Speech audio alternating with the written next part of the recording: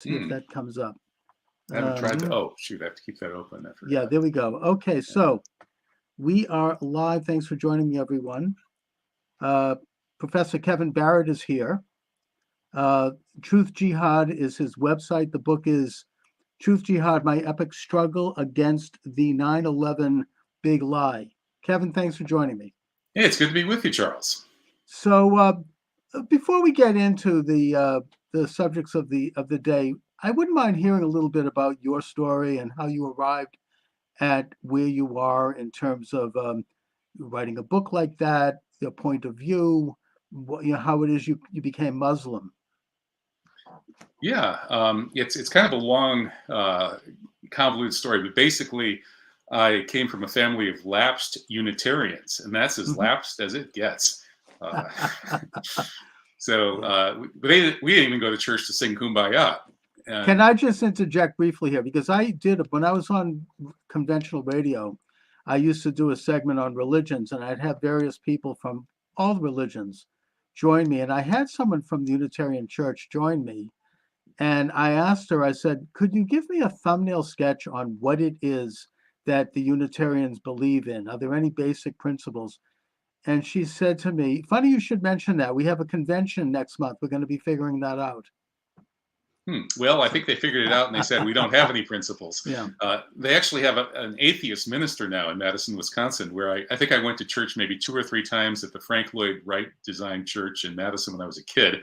Yeah. So anyway, I grew up in a very materialistic, secular family, and I had spiritual experiences as a teenager. Knew there was a lot more to life than what the materialist paradigm was presenting, and of course read widely, looked into Buddhism as well as all sorts of other things when I was young.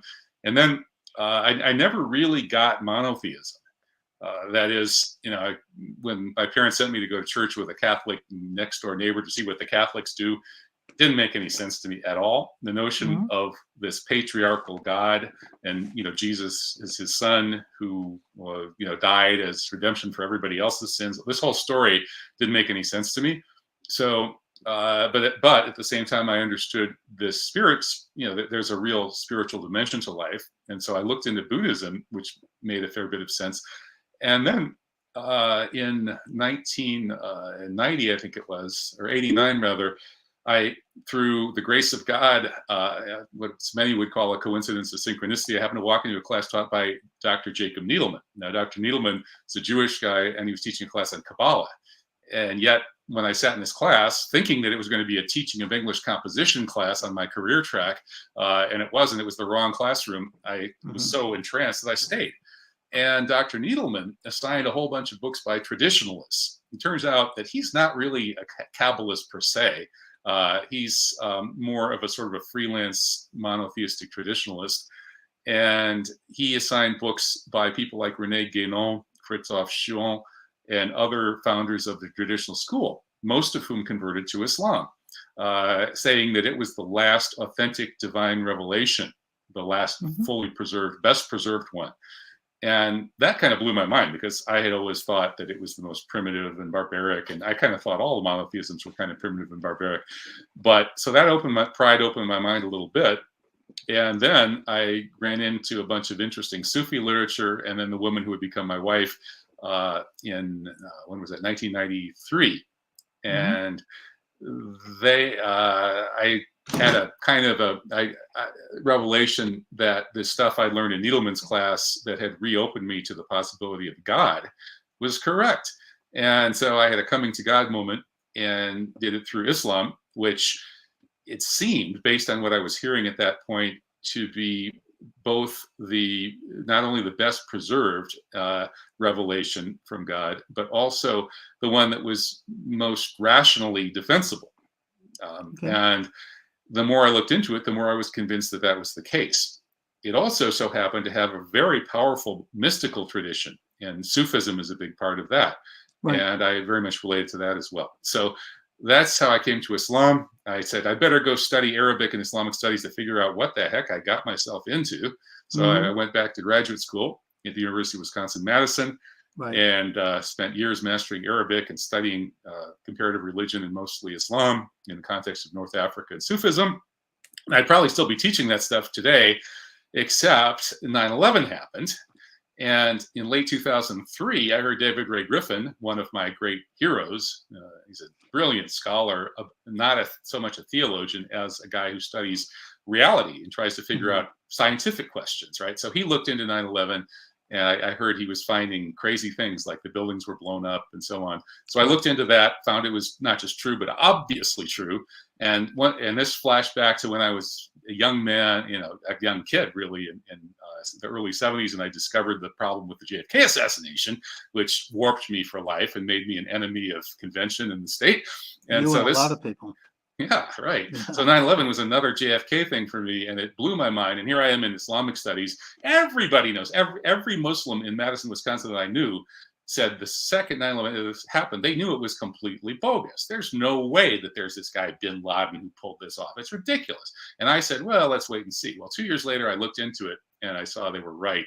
And so I was very angry and upset again. And I was flashed back to my JFK days and said, am I going to spend 6 or 7 years getting tenure and just let this thing go? Hell no. So I started doing teach-ins on the University of Wisconsin campus, became locally notorious. I had the first 3 mainstream op-eds, pro 9/11 truth op-eds published in a mainstream newspaper in Madison, the Capital Times, and got involved in 9/11 truth, brought Dr. Griffin to speak in Madison in 2005. I became kind of a figure in the 9/11 truth movement. And then in 2006, when the opposition research guys decided to try to shut down 9/11 truth, they couldn't ignore it anymore. They came after me. And so I was basically beat up in mainstream media as that evil 9/11 truth professor who's corrupting the youth of Athens. Now that made me permanently unemployable in the American Academy. I lost a tenure track job as well as any other possibility of employment. And so since then, I've just been a freelance troublemaker and alternative media type guy like you. Exactly. And I think that people generally are coming around to viewing 9/11 as having more to it than what we were conventionally fed by the media. And in my own experience, when I ran for Congress in 2004 against Barney Frank, I discovered that he had authored this amendment to the Immigration and Nationality Act, which basically forbid the United States from denying visas to people who were involved in terrorist activities. And it also had the effect of preventing all of our various so-called national security agencies from talking to each other and exchanging information, which, led me to think that there's something bigger going on here. There was some kind of an establishment agenda. There was something, to use a word that became popular in conspiracy theories against President Trump, there was some kind of collusion. Let's put it that way. But bringing things up, and I don't know what it is, and I'm not claiming to know. But there's, honest people are looking into it. Bringing things up to the present, I just published my latest book, which is the Anti-Semitic Imagination. And in that book, I discovered, and I also discovered in a previous book I wrote, that there is a peaceful element, or at least an element within Islam, as expressed by the Mufti of Rome, Palazzi, who says that Islamic texts, including the Quran and the Hadith, if they recognize the, quote, people of the book, which is the Islamic word for the Jews, as being sovereign in that tiny little swath of beachfront known as Israel. And that there's a religious side to that, in that such sovereignty will result in I suppose it's similar to Christianity in the coming of the Mahdi, or the coming of the final prophet, and the ushering in of a messianic era. And his work has not been refuted by Islamic scholars. I don't think it's certainly the mainstream, but I'm wondering what you think of that, and where you come down on that question. Well, you and I actually, Charles, are on totally polar opposite sides of that question, even though maybe our philosophical framework isn't so different. That is, your ideas about kind of the core values of Judaism that I respect those same values as the core values of Islam and indeed all monotheism. And like other Muslims, I view the revelations from God through all of the prophets, Moses and Jesus, Muhammad, all of them, maybe Buddha too. I don't know. God's peace upon all of them. That Sure. those are the core values. So I feel like I kind of share a lot of your core values and your overall outlook on things.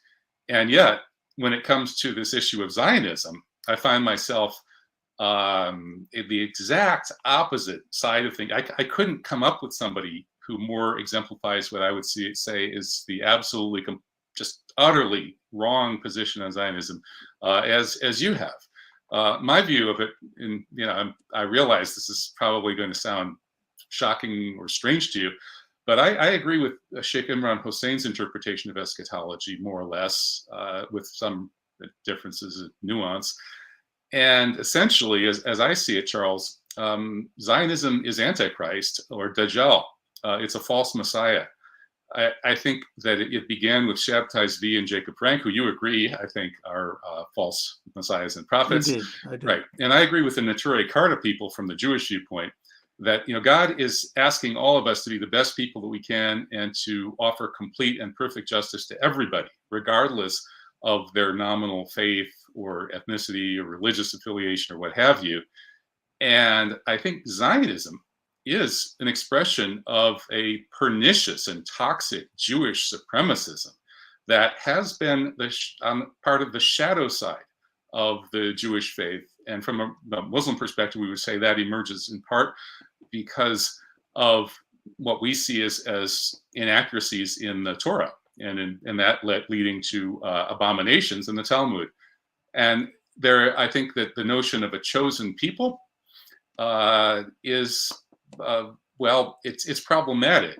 And of course, it can be interpreted in a way that encourages good behavior, which is your interpretation, and I honor that. But it also lends itself to interpretations that are basically create a kind of supremacism that denies the rights of others and denies the viewpoints of others. And I think your book's approach to Zionism horrifically, it denies the viewpoint and the rights and the human dignity of others, that is non-Zionist Jews, especially Palestinians, who are the victims of genocide. And they didn't start being the victims of genocide on October 7th.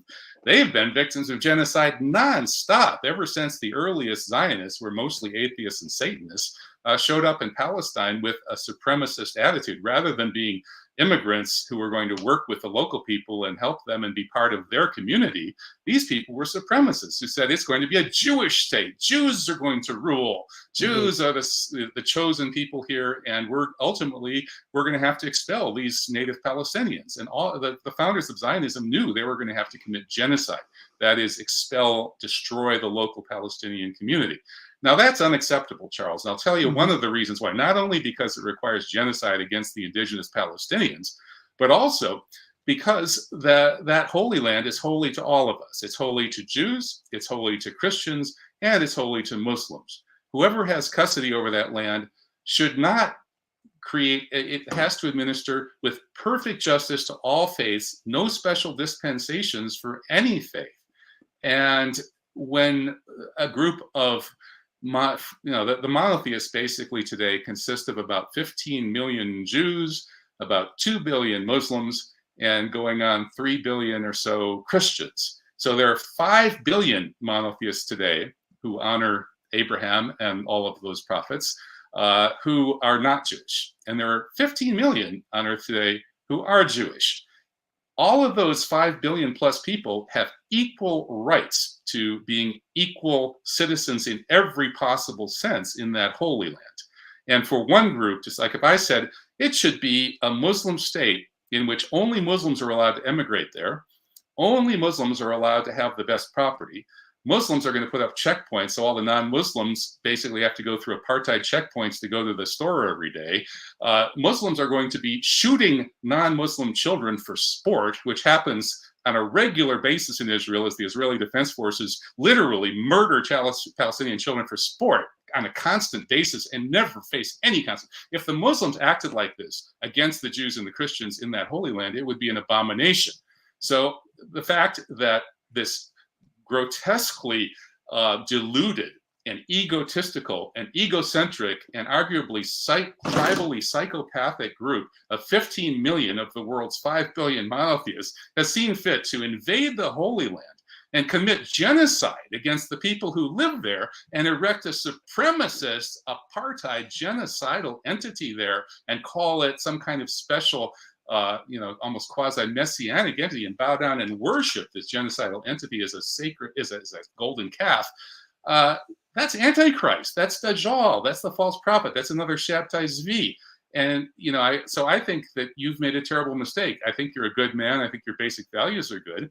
But I think you made a horrific mistake by grossly misinterpreting Israel, reading the history from a very, very biased viewpoint, an utterly one-sided viewpoint that denies the story of the other, denies the humanity of the other, denies the facts that we all should be agreeing on, and instead replaces it with big lies and propaganda that are completely false about the history of what's happened there.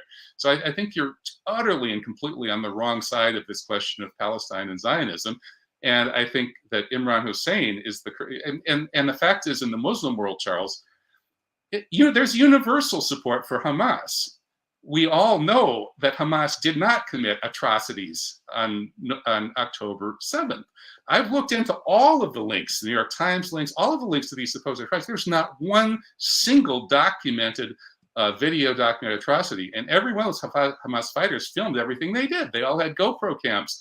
And Israel ended up with tens of thousands of hours of footage from the GoPro cams of these Hamas fighters, and all they can find to try to show us a few atrocities are utterly unconvincing, whereas we have absolutely convincing evidence that virtually all of the Israeli civilians who died on October 7th were murdered by the Israeli Defense Forces themselves, who invoked the Hannibal Doctrine. They actually literally invoked mass Hannibal. Which means the mass murder of not only the hostage takers, but the hostages too, to prevent the political liability of hostages. They came in with helicopter gunships and mowed down everybody in the kibbutz. They mowed down that row of cars fleeing the music festival, just like the Americans did in Iraq in the Gulf War I. That's where almost all those deaths came from. It was the Israeli military that killed all those people, Charles, and grotesque and insane big lies that were instantly. I mean, when they started talking about beheaded babies and babies roasted in ovens, didn't you realize that was the devil spewing diabolical, demonic propaganda to try to spur a genocide? And now we've seen this genocide, 100 innocent civilians, mostly women and children, the vast majority women and children, being murdered every day by Israeli bombs that bring their homes and apartment buildings and mosques and churches and hospitals, especially hospitals, bring that down on their heads, and they die slowly, crushed beneath the rubble. And that's the result, and all of this other suffering, this result here is the result of people embracing this demonic, satanic, antichrist false narrative that you are promoting. And so I could not possibly disagree with your position on Zionism more strongly.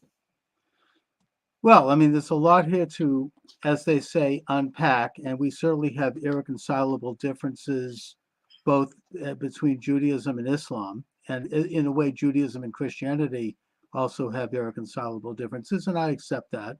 That's why we have different religions. As far as Zionism is concerned, it's every bit a part of Judaism, and it's throughout the Torah, throughout the 5 books of Moses, and the Talmud and the Tanakh. And I think that the aspirations of Zionism are very much like what King Faisal ibn Hussein said: modest and proper. It's a tiny piece of land that, for whatever reason, which I don't understand because I'm not a theologian, I don't think none of us know why, but according to my Torah, the Lord God, King of the universe, told Abram to go up and take possession of that miserable little piece of land. And it is an integral part of Judaism. And in my book, I go into every century of Zionism as a movement to do just that, to establish a commonwealth in that tiny piece of area. As far as the issue of the chosen people, it's grossly misinterpreted both by many people, but Christians and Muslims, and even by most Jews. it doesn't call for supremacy. It doesn't call for the rule of any of the world, as a lot of the Jewish conspiracies say.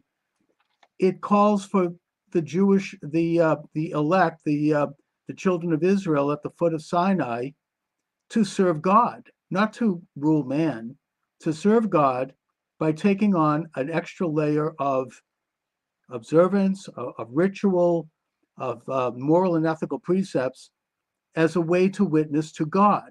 And as such, if they're successful, which mostly they've not been, but if they are, then they serve as a light unto the rest of the nations of the world, so that the entire world can become closer to God, because God is real. So it's a spiritual concept. It has been misinterpreted. You find Jews who have misinterpreted it, and I would call those Jews communists. They believe in a world order where you literally have, they're somehow chosen to rule over other people and to create a one world government. Those are the people who are probably behind 9/11. I mean, those are the people who are behind a lot of the conspiracies that have cropped up in every generation. And I would trace it back to the Garden of Eden, when the serpent tempted Eve to be like God, to know God, to overthrow God in heaven, and to basically have a rule of the world by a clique of imperfect men. And we're not gods, we're men. We're imperfect. We're images of God. Yeah, I So agree with there's all this. there's a misinterpretation of the concept of chosen people, and the Jews who misinterpret this are just as bad as Christians and, frankly, Muslims. Well, not so much Muslims, but I think I look at it more as an Anglo-American establishment that feels that they have some kind of a enlightened privilege to rule the rest of the world, and to do so clandestinely. It's a topic that I've gotten into at length in other books. And it's not a Jewish thing. It's a rejection of Judaism. It's a rejection of this idea that we are to take on this layer and serve God, not rule over men. Now, as far as Israel goes, you and I both have very strong biases on this subject, and we draw our information from sources that have very strong biases on the subject. And I recognize that, because I do see this as quite differently. I don't think that the Jews are committing genocide. If they wanted to commit genocide, they could have dropped a big fat bomb on Gaza. Instead, they're going in and risking the lives of their young men and women to try to find the Hamas enemy and stop them, so that they can stop firing thousands of missiles into Israel and stop building terror tunnels so they can get into Israel, and floating gas balloons so they can burn Israeli fields. Israel is their And land. finally show up with hang gliders with machine guns to try to kill as many Israelis as possible, Jew and non-Jew, I may add. And also in Israel, about 20% of the population is not Jewish, and they're full citizens of Israel. It's not perfect, but it's really something that I would compare to other countries, particularly Islamic countries, where you don't have that. Now, you want to talk about supremacy. Islam has a side to it that does seek world supremacy. I don't think there's any denying that. Yes, there is. I deny it. Your book is ridiculous on that topic. It's ludicrous. What about jihad? Your interpretation of jihad may be a Western interpretation, but I don't think it's the interpretation, of people who not just were involved in 9/11, but blew up the subway system in London, and blew up the train station. Israel did both of those. Israel did 9/11. Israel did 7/11. So Israel did all of it. I don't think so. Yes, I did. don't think so. I wrote books. You want to blame Israel? Look, you want to blame Israel for all of the Islamic instances around the world. I really, I don't see it. You'd have to show some kind of a proof of that. I'll send you my brief essay on it. And by the way, I do think that Israel has been involved in this sort of internationalist establishment, if you will, this Anglo-American establishment, because they feel they have to be, because they need to preserve their sovereignty, and because they are confronting an enemy that seeks to wipe them out. And I don't think that the international establishment particularly likes Israel. I think they'd rather it didn't exist. But the Israelis do know how to play that kind of game, and they do it. But the motivation for doing it, unlike in a way, this international, the Council on Foreign Relations crowd, or some of these other people, is not to rule the world. It is to protect the sovereignty of the state of Israel and the lives and the property of the Jewish and non-Jewish citizens of Israel. So, it's there, and they certainly have done some rather unsavory things. I don't deny that, and I don't excuse it.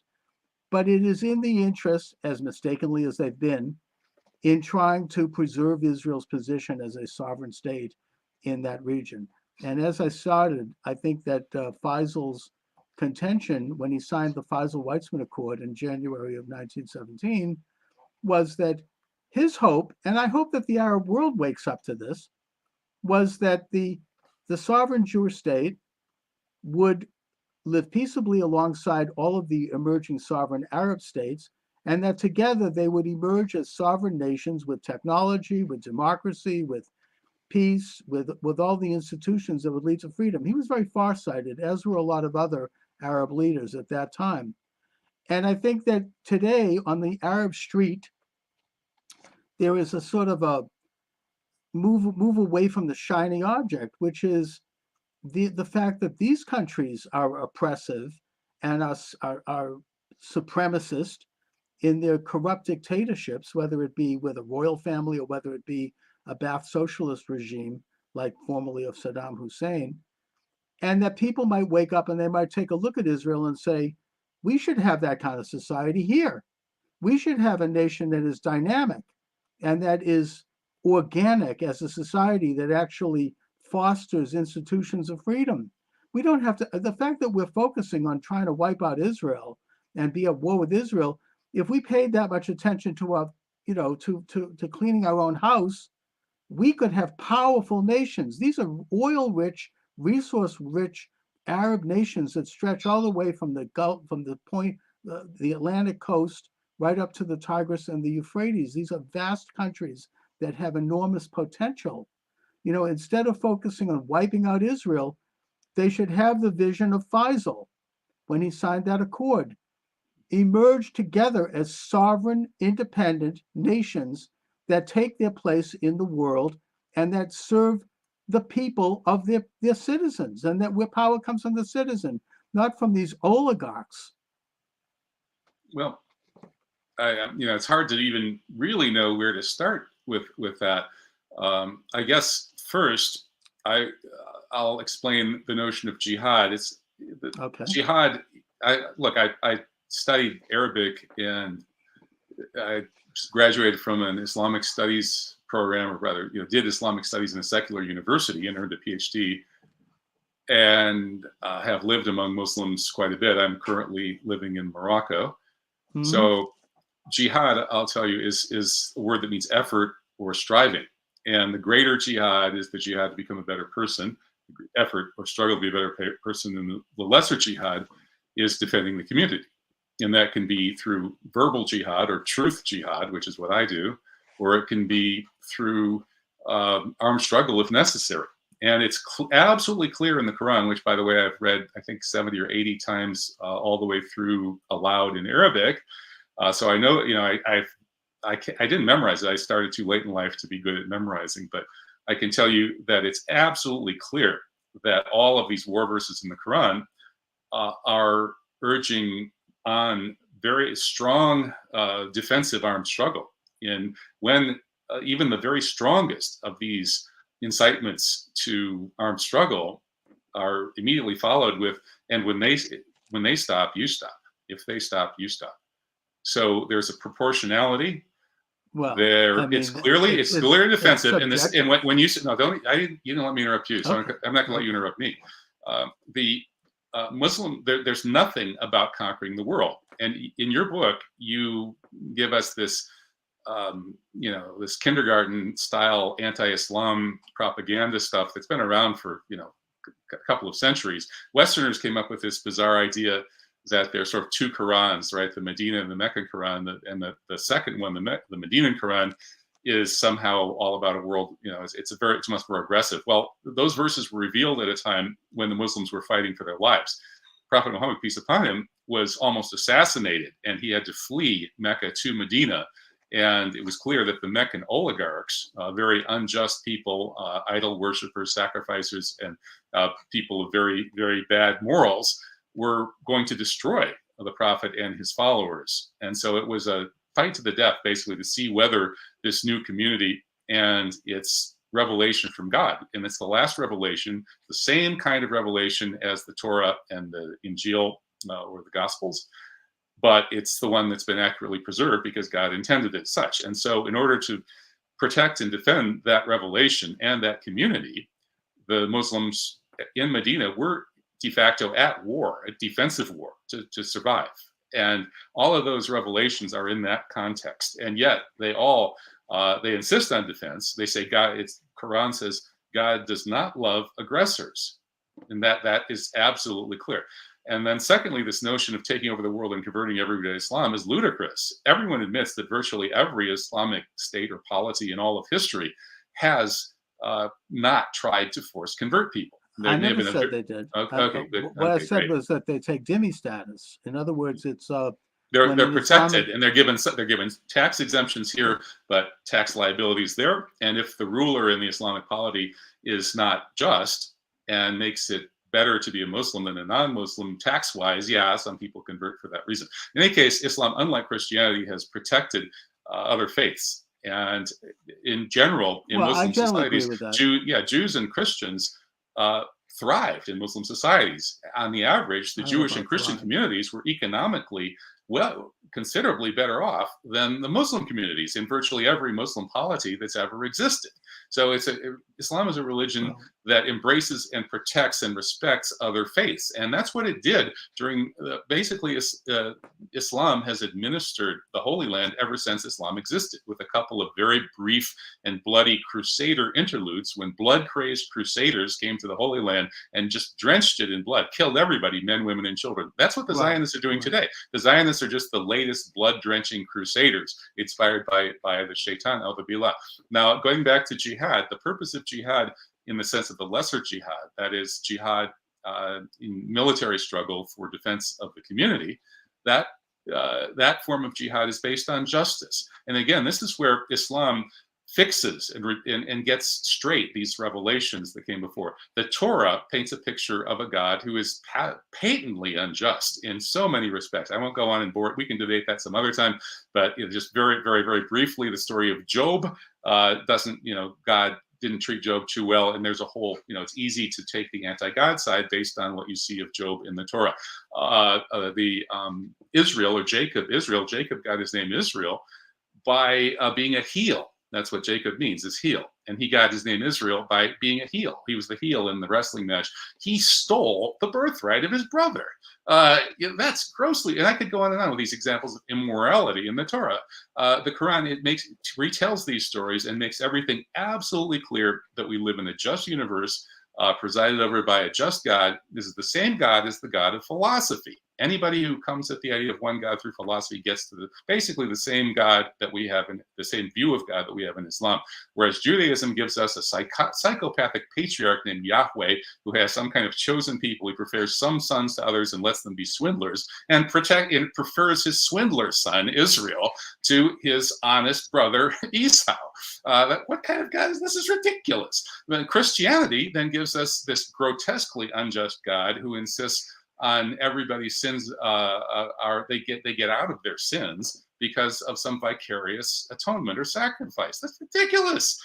Islam gives us it clarifies these revelations, which much of them are correct, and shows us that God is absolutely just. So jihad, the just defensive military struggle, is all about justice. Now, Charles, I can't conceive of how you can't see that a horrific injustice has been perpetrated on the Palestinians by the invasion of Zionist terrorists, who are mostly atheists and a few Satanists, and there weren't any real Jews, hardly any real Jews were Zionists until after the Holocaust, when the Holocaust became the new religion instead of Judaism. Horrific injustice. All Muslims are required to stand up for justice. And when somebody in the Islamic Ummah, which is the Islamic nation, is suffering an injustice, that's kind of our family. And so that's why today, the entire Islamic Ummah, essentially, we all have decided that Israel now has to go. Now, what you're saying about, we should have accepted Israel and seen the good sides of Israel, that might have worked, 50 years ago, 40 years ago, maybe, 20 years ago. I don't think 5 or 10 years ago, because, the Zionists have become so insane under this ultra extremist, mega genocidal government of psychotic settlers around Netanyahu.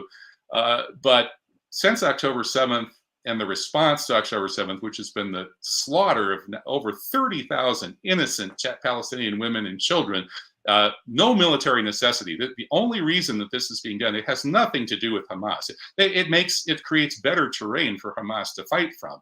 All it does is slaughter the Gazans. They've destroyed 70, 80% of the buildings. And the purpose is to commit genocide, to destroy Gaza and to try to force the Gazan people out of Gaza, to kill as many as they need to, and to get all the rest to leave. That's the only strategy that's at work here. And that's just one example of the horrific atrocities that have been a constant of the Zionist attack on Palestine and the people of Palestine ever since they got there.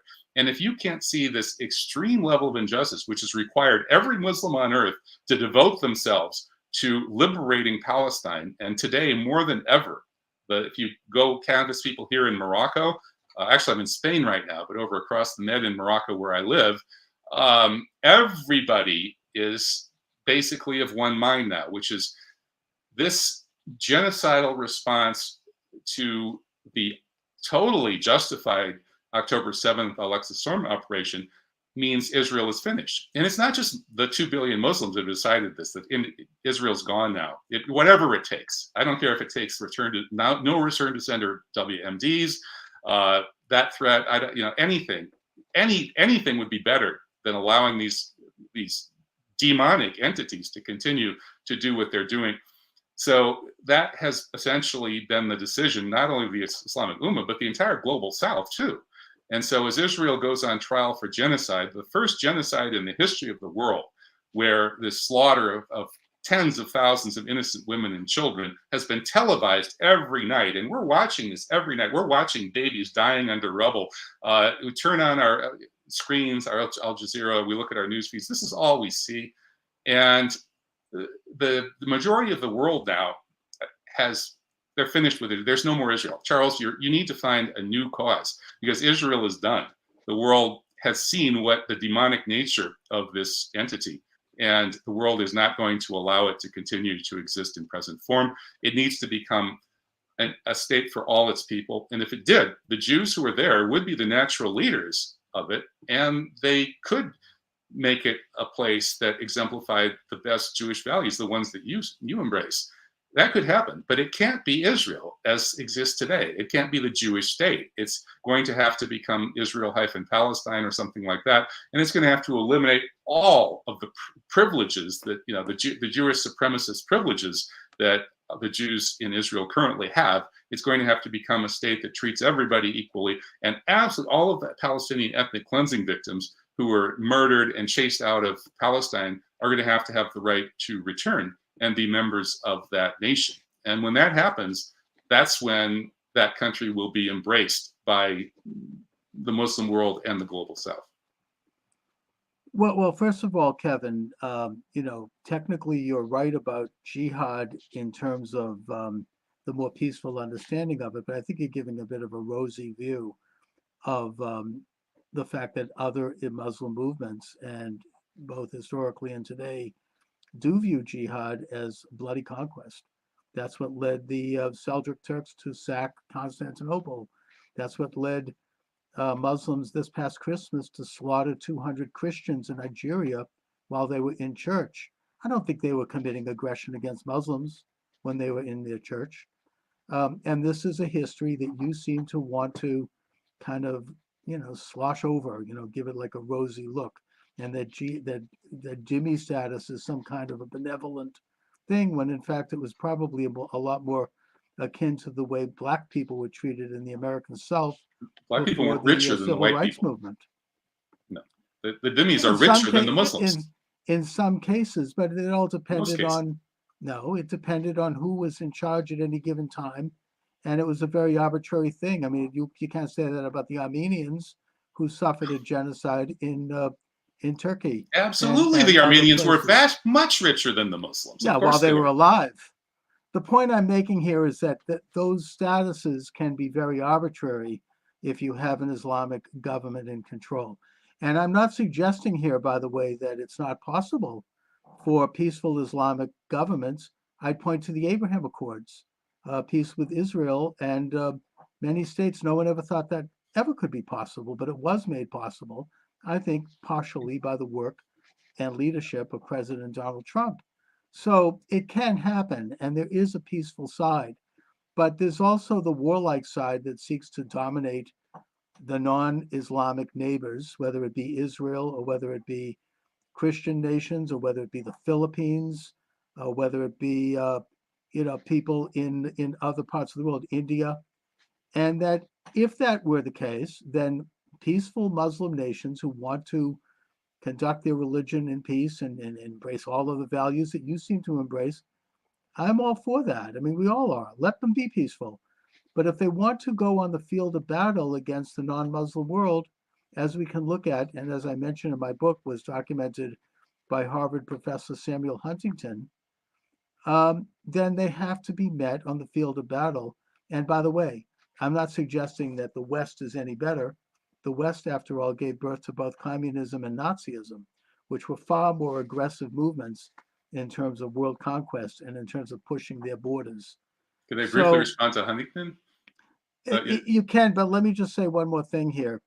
The um, the October 6th attack on Israel, which did happen, and I know people who know people who were killed. Every Israeli knows people who were killed that day, and that yeah, maybe the Israeli army might have had an incident where they might have killed people in the heat of war, but that is really exaggerated. The point I'm making is that the response to that has been Israel coming together, putting aside their differences, and standing up for their rights as a sovereign people. And that includes non Jewish Israelis, I may add. And that the society is not going to be taken down. They're as dynamic and as unified and as strong as ever. And they're finding alliances around the world that are much more generic. Look, the American government does not like Israel, never did. The American government tried to stop Truman from recognizing Israel. Why should he? That's true. After all, and then I got into this. I mean, the Arabs have all the oil, they've got the money, they've got the population. The Jews have this little strip of land, but Truman did it anyways. And he did it because You get the $2 million American, in cash in a suitcase. yeah, I've heard that. Yeah, maybe he got a bribe, fine. But the point is that he was expressing the opinion It's and committing the treason. will of Treason. treason, please. He was expressing the opinion and the will of the vast majority of the American people, both liberal and conservative, Democrat and Republican. The American people respect Israel's sovereignty. And the reason why the left, I mean, I'm not getting to the Islamic side here.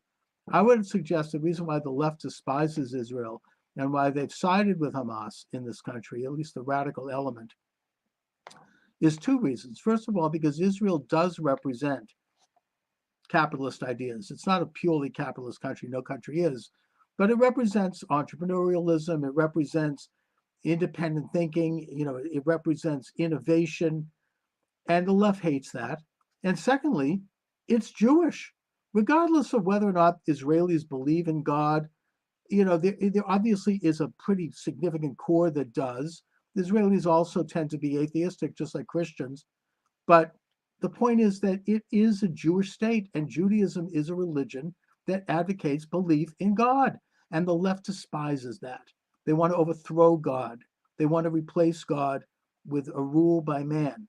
Now, again, I think that this should resonate with Islamic people who also believe in the same God. And that, you mentioned, by the way, the Crusades. When the Crusades landed in Israel, the Jews and Arabs worked together to repel them, and both of them were slaughtered by the Crusades.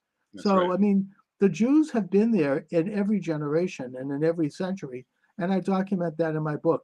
Zionism didn't just suddenly pop out of nowhere. It's a movement it's a generic movement that's existed in every century as Jews have tried to go back to the land that was basically seized from them by the Romans and reestablish their commonwealth. So it's not something that was invented because of the Balfour Declaration or something else. It's been a part of the Jewish firmament from day one. Anyway, what about Huntington? Okay, there's a lot I could respond to here, but just beginning with Huntington, you cited Huntington's famous remark from the Clash of Civilizations that quote Yes. unquote Islam has bloody borders. Now, what he didn't say is that the reason the borders of the Islamic world are bloody is that the non-Muslim countries on the other sides of those borders have been committing aggression against the Muslims for quite some time. Now, I'm not going to argue that Muslims have always been utterly innocent and non-aggressive. That's my argument instead. Like, I think your problem is that you have offered a very, very one-sided view in your book that is making it sound as if Muslim governments or polities have been more militarily aggressive than non-Muslim ones. That's just not true. They have not. I don't think I said that. And if Okay. I did, Well, I didn't mean the it reader that way. would come away from your book thinking that. Certainly, the casual reader would. Right. And in fact, the Huntington's bloody borders refer to the fact that as you know, Europe largely conquered the world during the past 500 years. And these European countries went to the non-European countries and invaded them, occupied them, colonized them. Where I live in Morocco, it was colonized by the French, and the Algerians lost, by some estimates, as many as 1 million people to drive them off and to regain their independence as a sovereign nation in which Muslims were just the people who lived there rather than essentially the slaves. Because when the French took over, they gave they classified people according to their religion, and Muslim was basically a badge of second-class status, just like non-Jew is in today's Palestine. So in any case, these borders are bloody because the border land of Algeria was bloody because the French invaded and colonized it in the 1830s. And Morocco, they did the same thing 80 years later. The bloody borderlands along the southern rim of Russia are bloody because the Russians have been expanding, that is, militarily invading and shedding blood against the Muslim countries on the southern edge of Russia. And that process continued through the Soviet Union, and it's only sort of starting to stabilize now. The same is true in, of course, Palestine. As I said, Palestine has been Islamically administered Holy Land in which the administrators are enjoined by Quranic principles to try to apply perfect justice for Jews, Christians, and Muslims with no regard to the person's faith. All the religions have been protected, and they have been pretty much by the Muslims in the Holy Land as long as the Muslims were in charge there. And then that became more bloody borders. Why? It wasn't that the Muslims went and invaded Italy and stole Rome, which is the equivalent of coming to steal Jerusalem. No, the Europeans came and invaded the Holy Land. What about World War Africa? Yeah, same thing in Africa, right? In Africa, the European colonialists. No, I'm talking about now. I mean, with Nigeria, with the bloody borders where you have Muslims going in and slaughtering. Well, no, Muslim people. Yeah, but those there you can't. I don't think Huntington wasn't thinking of Africa because there really aren't bloody borders. Yeah, I guess in parts of West Africa, they're slightly bloody. I've heard borders. there are problems in Uganda too. I mean, and but see those, Charles, see, this is not what he's talking about. He's talking about like nations invading and attacking other nations and things like that. What you have in places like Nigeria are these tribal ethnic conflicts, and those tribal ethnic conflicts include that some of the tribes are Muslim, some tribes are Christian, some are both, like the Yorubas are both. And there's this ethnic tribal conflict going on. And then, sometimes the hotheads on one side or another will wave their religious flag, whether it's a Christian flag or a Muslim flag. And so, it's just like in Northern Ireland, where the British Protestants versus the Irish Catholics was the fight, but it was really an ethnic fight. And, there's a joke that one of the guys was trying to cross the border and they wouldn't let him. There's the Irish border back in the days of the Troubles. He said, "Are you a Catholic or are you a Protestant?" And the guy says, "Neither one. I'm an atheist." And they said, "No. I mean, are you a Catholic atheist or are you a Protestant atheist?"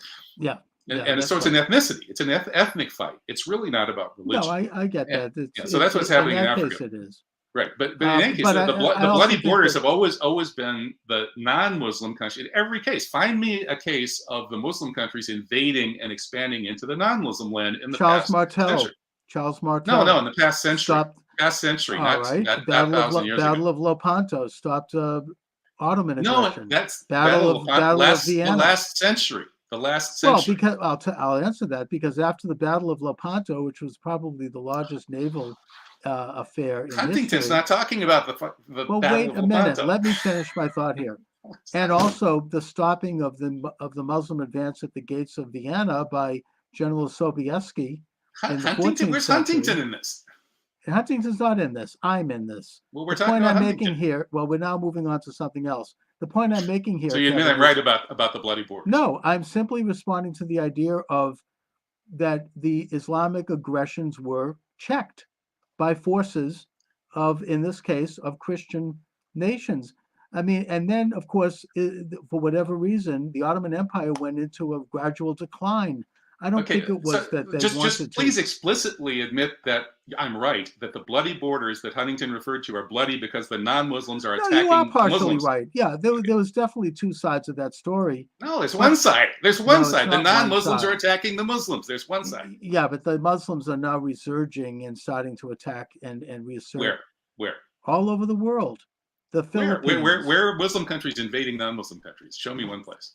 the Philippines, the Mindanao Island. You have Muslims trying to attack non-Muslims.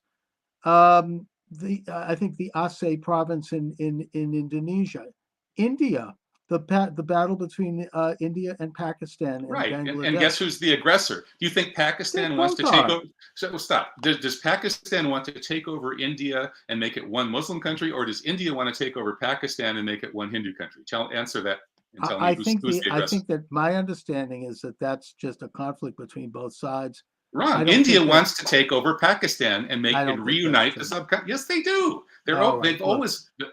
Yeah. The point is that there is aggression, and I would point to Ethiopia, Uganda, the rim of Africa. There's aggression with Islamic populations inside of Europe, not so much in the United States, thank God, because I think that American Muslims, like American Jews, quite honestly, are Americanized. You know, So we're Protestantized, if you will.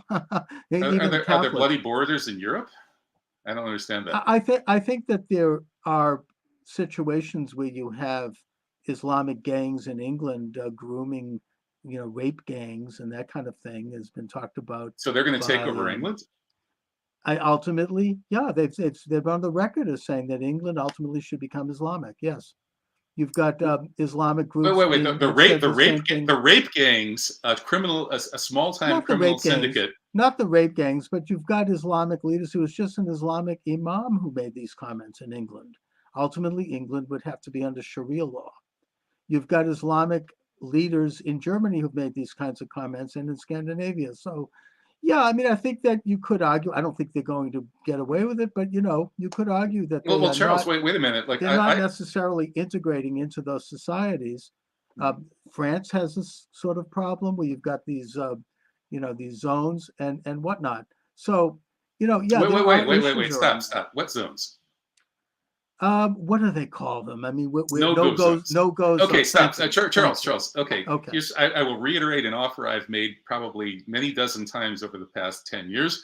And my offer is if you will cover my travel expenses and pay me as little as just $1,000 for my time, I will go to any no-go zone and I will go there and I will hang out, smile with the locals, and I will get online and do a live broadcast from the no-go zone. So you look on Google Maps, you find me a no-go zone. Well, you're Muslim. Huh? How do you? I don't look like a Muslim. Could I go there with an Israeli flag and sing Hatikva? I mean, look. Well, that's like going into the synagogue waving a Nazi flag. I mean, of course, people aren't going to like that. First of all, I don't think it is. But the point is that look, we could discuss technically Huntington. The man passed away. I mean, some of his work is outdated, but I would argue that there is this aggression and that it has been checked by world powers. And again, I will reiterate that I'm not pointing a finger at Islam on this one because the West has produced much worse forms of international You aggression. just failed to show any Communism, aggression being checked Nazism, anywhere by any and world this powers. international establishment is much worse and much more dangerous.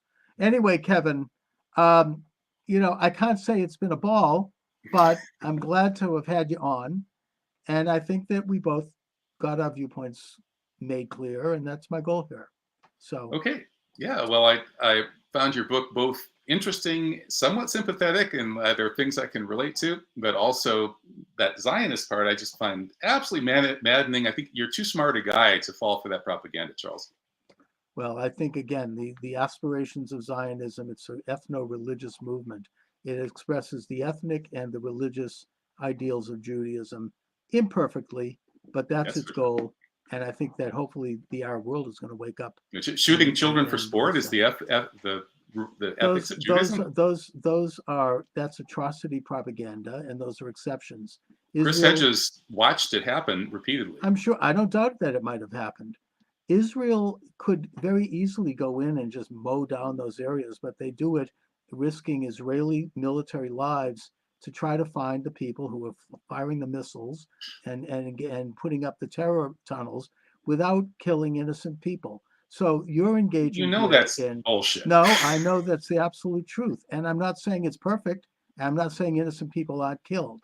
But they're intentionally trying to drive out the population by no. killing and destroying their infrastructure. You know that, don't you? Well, driving out the population doesn't mean killing them. And you're right. There are They Israelis. killed 30,000. And by the way, there are Israelis right now in the government who are talking about annexing Gaza and helping the Arab citizens leave. I understand helping that. life by blowing them up and murdering them and destroying all of their hospitals, all of their houses with the terror tunnels underneath. Look, I think so you can defend your land. Tunnels. You build a tunnel, and why is that a terror tunnel? Gaza didn't have to go to war again. Look, Israel handed Gaza in 2005 under Sharon, a hawk prime minister. They handed Gaza over to the Palestinian Authority. All the Jews were evacuated from Gaza who had lived there. Businesses were evacuated. They got money pouring in from all over the world, including the American taxpayer. The Gazans had the opportunity to turn Gaza into a very successful state. Gaza is not a poor place. I mean, you look at the buildings, they could have turned that into the French Riviera if they had wanted to, and Israel would have done more. At that time, we forget the fact that Israel basically turned Jericho over to the Palestinian Authority, and they were prepared to do more. But unfortunately, you had Hamas take over Gaza, kill something like 200 Palestinian Arabs, and then launch 6,000 missiles into the state of Israel, and then the terror tunnels. So that was a choice that was made. Israel committed terrorism the whole time. No, Israel. Hamas won a free and fair election. Then why did they withdraw? Why did Israel withdraw? Had the support of the majority, not only of Gazans, but probably of Palestinians. Why did Today it has the universal support of 2 billion Muslims. Why did they wdraw, Kevin? Why did Israel withdraw from Gaza? Yes. Why did Israel turn Gaza over to the Palestinian Authority and strip away because Gaza is a group of truly historically heroic people who have been resisting this genocide for generations. The majority of people in Gaza have the inalienable right to return to their homes in Israel, according to every United Nations resolution and international law. Those people are refugees who are being penned up under atrocious conditions in the world's biggest open-air concentration camp. And the minute that Israel pulled out of Gaza, Israel began finding ways to provoke Gaza. Not so. Israel's expectations. And then when Hamas won the election, Israel and the United States did this too. The United States systematically went around trying to assassinate house people, committing terrorism against Gaza. Israel has been committing nonstop terrorism against Gaza for 50 years. They never stopped. And Gaza has been trying to defend itself. Why did they withdraw? And why did they pull out all the Jews? They withdrew because they thought they were paying too many costs, just like they're ultimately going to leave Palestine because they're paying too many costs. And the 2 billion people in the Islamic world have the ability to raise the cost of this genocidal occupation of Palestine to the point that it's unfortunately necessary to get justice. The Israeli expectations when they withdrew from Gaza were very modest. They were simply that there would be a peaceful border, nothing more and nothing less. And that's not what happened. So, now you have a Peaceful situation. concentration camp wall. They don't Not want con- anybody not- to escape it's from the not a concentration it's camp. not a concentration camp. It They is. It's had one of the most Now densely it is not populated once they parts started of the firing world. 6,000 missiles, but they had the opportunity of creating, and the world supported a sovereign You should go back. Palestinian You should go state. back and read Israel Chris supported it Hedges' as article, well. A Gaza Diary, in which he witnesses what Israel was doing to those people. Now, Only after they murdering their fired children for 6,000 sport. missiles. If they stopped the missiles, it wouldn't have happened. They need Anyways, more Kevin, missiles. They need better missiles. thank you. Then there'll be more war. And I think that they're not No, going to get them because because the only way we're Israel going to finish this war is the way we finished the Crusades, which is by taking the The way the war demonically will be inspired finished. invaders of the Holy Land and Thank you. kicking them I out rest my and case. sending them This back is- to where they came from. All right, Now, Kevin. even the police Thank chief you. of Dubai is talking about the two return solution, not just Palestinians returning to Palestine, but the Zionist invaders returning to the lands that they came from. Kevin, I rest my case. You've shown what Israel is confronting.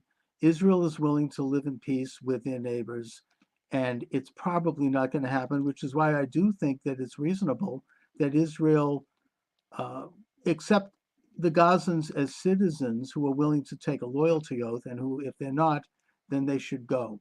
Anyways, Will they Kevin, have equal rights once they're citizens? Absolutely equal rights with all yes, Israelis. in only one area they don't, and that is that they're not allowed to serve in the military, except for the Druze and the Bedouins, and they're not allowed to be elected prime minister. But yeah, they are fully equal.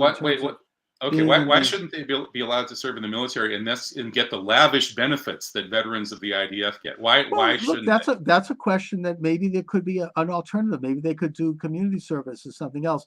But there are problems with them being in the military, because they would have to, if there was a war, they might have to fight Arabs that they're related to. That's why. So maybe there's a solution to that, in that Israel could give them, some kind of a non-military service that would give them those benefits. I agree with you on that. Okay, yeah, Anyways, actually, Kevin. that's a great idea. If Israel were to grant citizenship to all Palestinians, that is all of the people who've been Yes, I think that they should, if they take a loyalty oath to Israel, and if they undergo maybe a 1-year training program. I think we might actually be in agreement on this. Yeah, we might. And if they don't this- take the loyalty oath and they consider instead continue with jihad, then they have to go. Right, Anyway, but Kevin, listen, we should do it again sometime. Do yeah, you want to appreciate promote? Where's your show? Do you want to promote it?